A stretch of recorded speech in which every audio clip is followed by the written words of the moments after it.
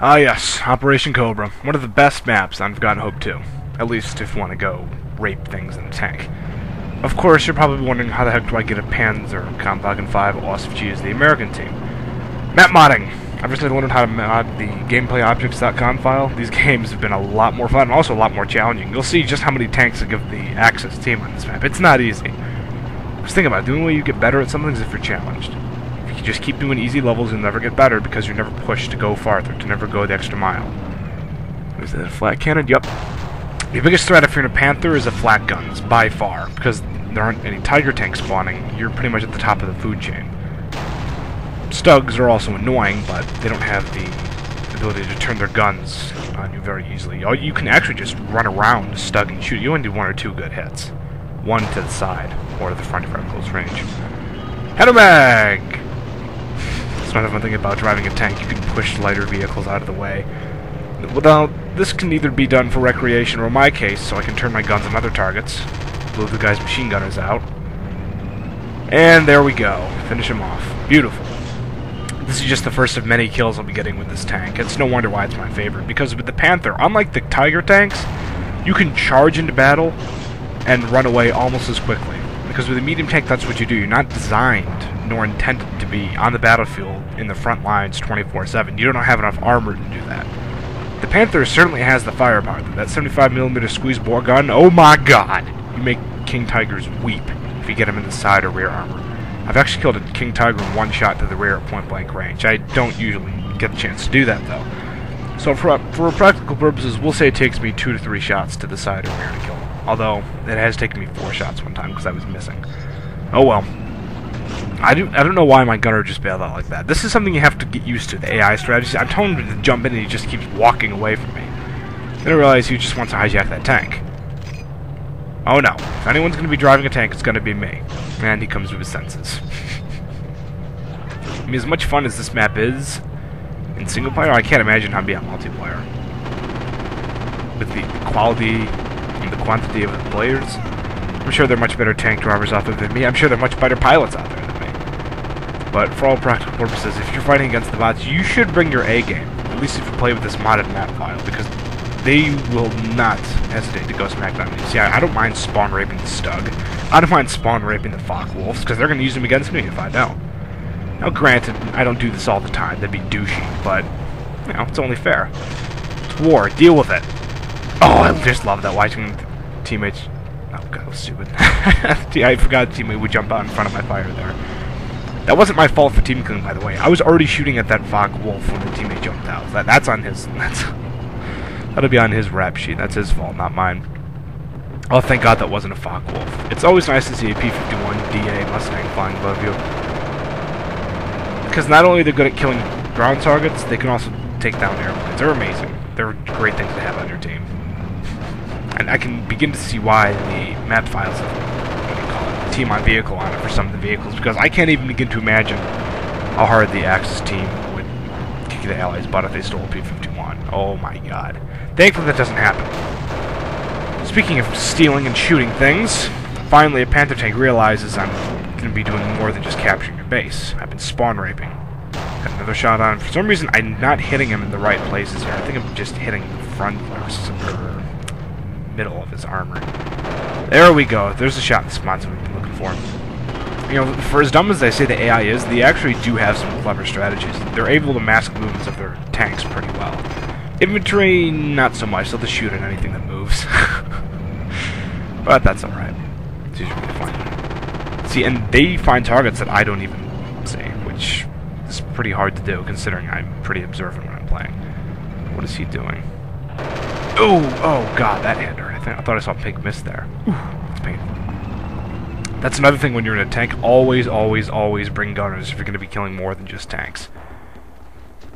Or you can use gunners to help you man up another vehicle. This is a very, very, very useful strategy on Operation Cobra, because if I have both their Panther tanks at the space, there's no excuse for them to even have it, because it's not in a very good defensive position, and you'll soon see why. Because if the Allies take the space, they can mount flanks on the train station and other bases, as well as heap Cravan airfield, which for some reason the US team still has not captured. Oh well, I mean, despite my efforts of spawn raping all the vehicles and suppressing all the resistance, apparently the AI teammates, for whatever reason, they will not go in there. So, whatever. I'll just have to be careful and watch my back. Another thing that's nice about having multiple gunners on the Panther is that you can effectively cover all angles. Let's say I'm shooting at targets in the front, my gunner can watch my sides and rear. Or if my turret's turned behind me, my 2 machine gunners can watch the other angles. It's a very, very, very useful strategy, but it has its own risks. Don't use high explosive rounds when you have gunners. Obviously, team kill them. That doesn't happen here, fortunately, but later on in another match it does, and I kick myself for it. Oh well. Actually, this area here, you can poke your gun out right here. Yeah, here we go. Skadoosh! Panther Ausf G is dead. Beautiful sight. In this area, it's really nice because notice how much cover I have and how little cover my enemies have. This is really the ideal terrain for the Panther. It's open, but it gives you a lot of escape routes. It's a bit of a luxury, and the Panther is definitely a fighting tank. You don't just sit back and snipe and camp. That's, for one, that's playing like a pussy. Now here I'm not camping. For one, it wasn't even for 10 seconds, and I was reversing to get a better shot at him. That was, I believe, a quad kill. That's why, if you're going to drive the Panther, always make sure your frontal armor is facing your enemy. Because believe me, take it from me, I've been shot in the side armor. I've never once survived a shot to my side or my rear armor in this tank. Not once. So look at this idiot. Shows his side armor, he dies. But if he was showing his front armor, I'd have to get around him, and he might have gotten a shot at me, because I'd push hard on the left to try and get a shot at his right side armor. Fortunately, I didn't have to do that. The guy just gave me a free shot. Don't get used to that. The AI isn't as dumb as I say they are. Sometimes. Now, look at this. I shoot the Pack 40, doesn't blow up. What the frick? So I have to machine gun the guy down manually. Oh boy, that's fun.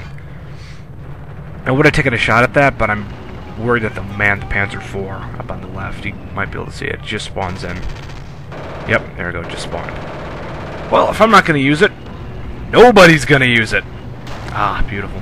That's what's nice about the Panther's main gun. It's got a lot more power than the Panther 4's. You can really do some damage. Even at long range, it maintains its power for a much greater distance.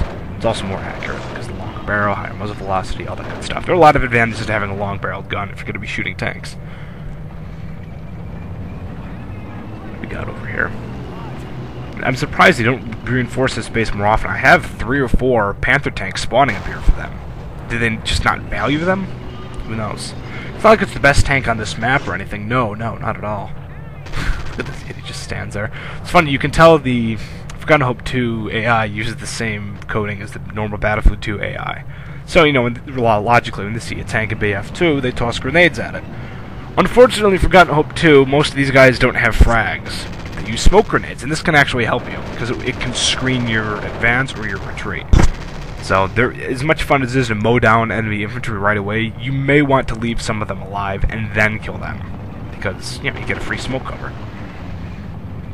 Another good thing about this base is that it has Pack 40, which I blew up over by the sandbags over there, and also there's a bridge you can use to flank. Again, I don't recommend using the bridge because it's open, and you don't have too many escape routes. Your side arm is exposed. But if you're just going out there to scout or take a quick peek at the enemy, go for it. I don't have to do that because I pretty much memorized all the patterns the AI follows here.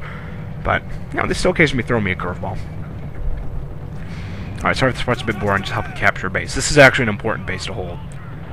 I cannot imagine winning the battle without that base. Or a Hebrew airfield. You gotta have the airfield. Or at least you should. I mean, the Hebrew Church, you can go for that later. I just leave it open so I can keep spawn killing the Panther tanks. Actually, I wouldn't really call it spawn killing. I let a couple guys get in it of the Axis team. I let them drive out, I shoot them, I kill them, get 3 or 4 kills, drive around some more, come back to the base, shoot the Panther tank. You know, it's fun. Kuba Wagon is not a good thing to hide in. And if you're wondering why there was that random scene transition, it's because I was cutting ahead. There really wasn't much I was doing. Basically, I was just patrolling the base.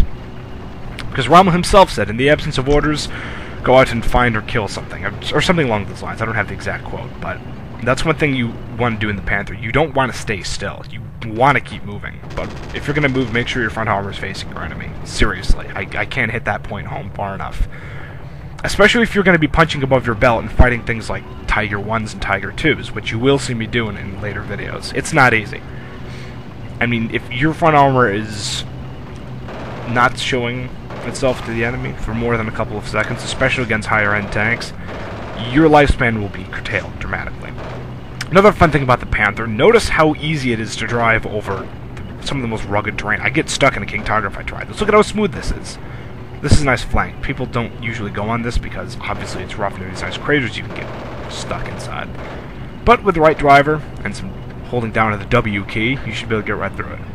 Actually, you may wonder why I'm scoping in on that tank here. I wanted to make sure it was a friendly Panther because there's no way in heck I want to get shot in the side by an enemy tank, especially with a high kill death ratio. Oh, there we go. Machine gun sniped. Another thing that I found weird about the Panther, I love that its sight for the main gun. It's perfectly accurate. It's got a nice triangle. Ooh, that was an enemy. That was a Hanomag. Sucks to be them. But if you notice with the machine gun, it aims slightly to the left of the main gun sight. I never really understood how to use it.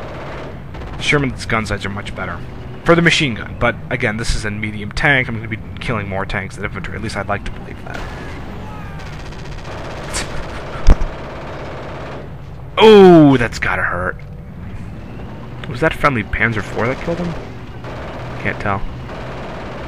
Just noticed that flaming plane. That was not good.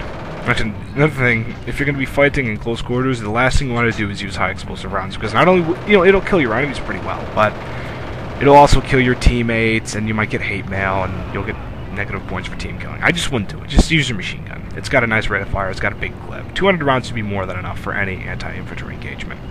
Unfortunately, you can't reload the gun mid-clip, such as if I fire 80 shots and I want to reload to have 200, I have to fire off those other 120.